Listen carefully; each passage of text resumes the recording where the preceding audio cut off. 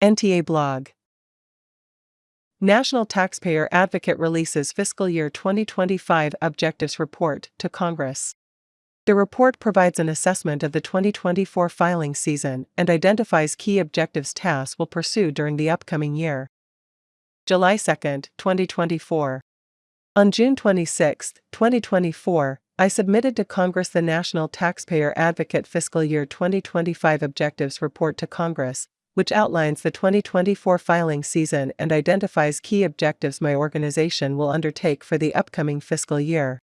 The report identifies our key objectives for the upcoming fiscal year, including 11 systemic advocacy objectives, 5 case advocacy and other business objectives, and 4 research objectives. In July, we will publish the IRS responses to each of the 78 recommendations I made in my 2023 annual report to Congress. I'm pleased to report the IRS has agreed to implement 62 of the recommendations in full or in part. About the report. First, the good news.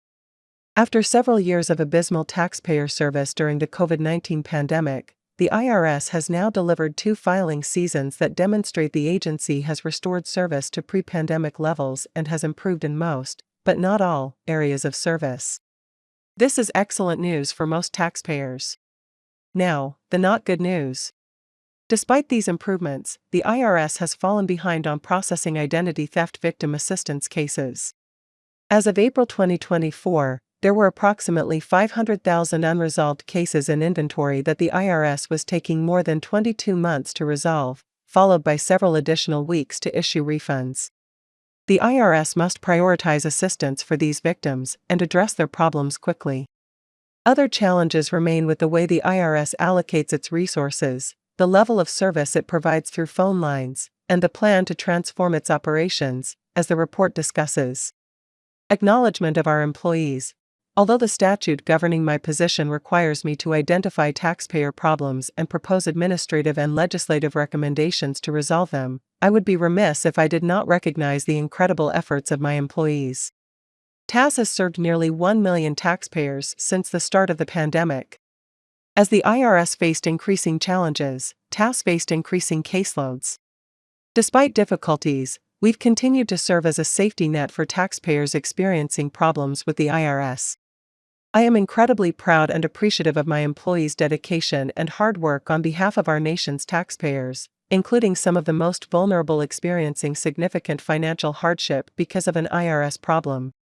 I also want to acknowledge, recognize, and thank other IRS employees, managers, and leaders for getting the filing season back on track and improving service to our taxpayers. Conclusion. The IRS has faced more than its fair share of challenges these last few years. Did it do a perfect job this past year? No. But I remain optimistic the IRS is making strides in the right direction as it begins to modernize its technology systems and business processes. I also remain adamant that transformational change requires continued funding for improvements in taxpayer services and technology modernization. I encourage you to read our report for a full assessment of the filing season and review of the key initiatives TAS has planned for fiscal year 2025. Resources. National Taxpayer Advocate FY 2025 Objectives Report to Congress. The views expressed in this blog are solely those of the National Taxpayer Advocate. The National Taxpayer Advocate presents an independent taxpayer perspective that does not necessarily reflect the position of the IRS, the Treasury Department, or the Office of Management and Budget.